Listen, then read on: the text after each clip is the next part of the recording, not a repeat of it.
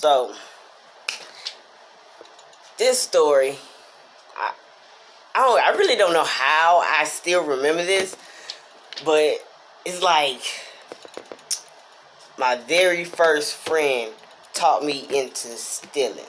You know, so okay, I was in elementary, like probably fifth grade. I know I was going to the sixth. I remember that I was going to the sixth grade, and we took a class field trip to the 4-H building in Griffin, and they were showing us some cool magnets, like some real cool magnets, and like you was magnets you throw up, and they would just stick together. Like it was that powerful. Like there was some strong magnets. Like you put them on something, you can like pull the door open. Like that was real cool. And so I asked the lady, I was like, "Where can I buy those?" And she was like, "You can't really buy these. Like these are like only this facility has them or whatever." So I was like, "Oh man," And then my friend, he was a Hispanic, I had a lot of Hispanic friends, and he was my very first one. I still remember his name. Matter of fact, I talk to him every now and then. Now, still to this day, like my very first friend got me in trouble. And okay, everybody was lining up out. Get back to the story. Everybody was lining up outside, getting ready to get on the bus and leave. And he was like, "Hey D, come in, que paso, que paso." I can't speak Spanish, but que paso, que paso. And I was like, "Okay, what's up?"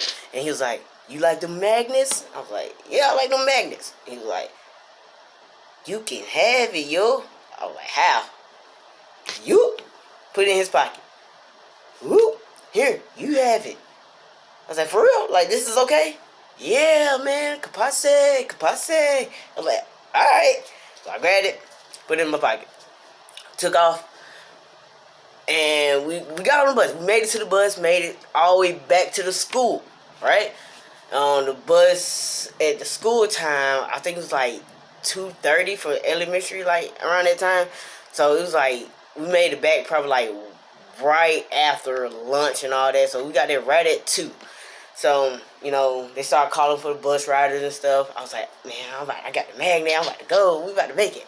And me and my Mexican friend, like, we literally stayed around the same block. Like, we rode the same bus.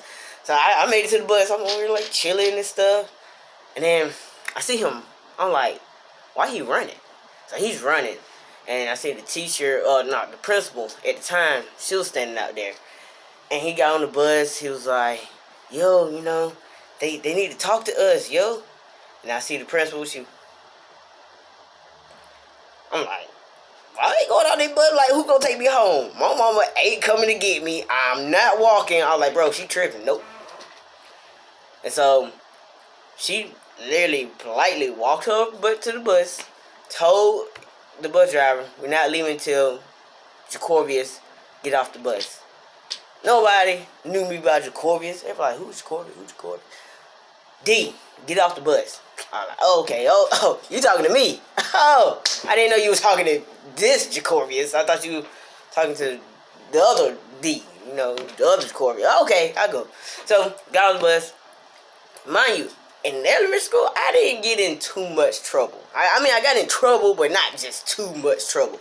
So, only thing she did was, like, ask me, "What happened to the magnets? Like, did you steal some magnets at the 4-H? Like, the lady called us and said she missed some magnets. Did you steal them?" "No." Okay, I mean, nothing else to say.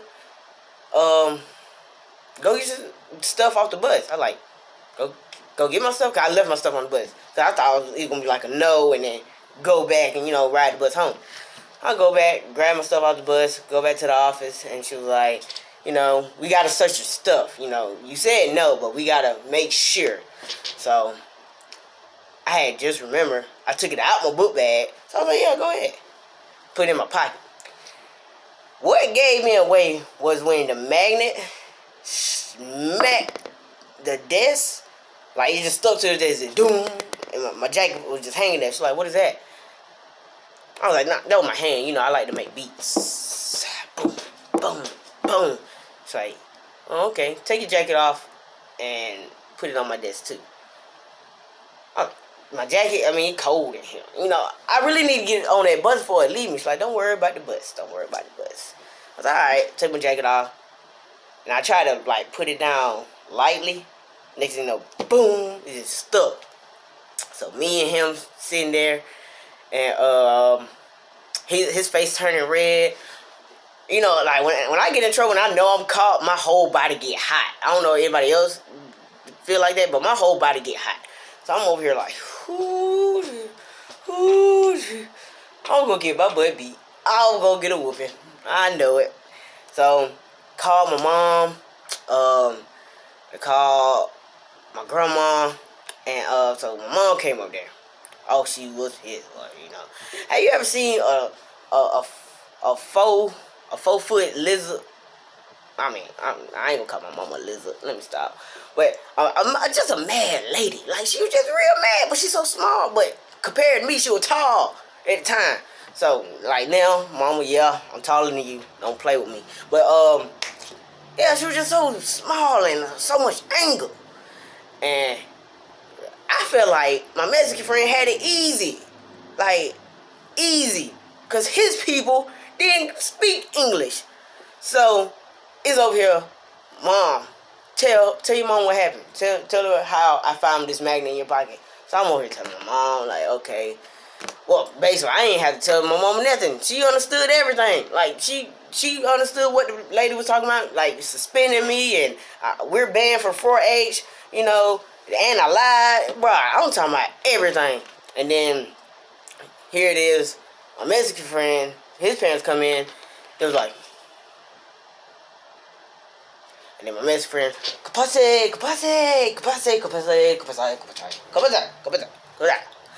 and I knew he was telling the truth because he kept doing this, and his mom was like,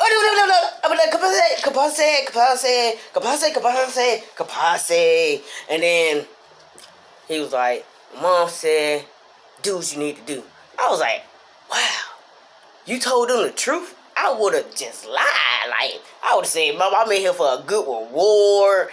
They gonna reward me by giving me more days out of school. I would have told them something else. You heard me? Like, I would have just said, you know, I would have just, me back then, I would have just, hey, they really, hey, I wouldn't told the truth. I ain't gonna hold you. So, next thing you know, we get out, we finally, I'm mad at him, bro. I'm mad at him. Because, in other words, he just told them that I took it on my own. Like, I didn't have help, you know? It was just me. I'm like, bro, you know you. And then, you know, we started bickering like, you told on me. You told on me.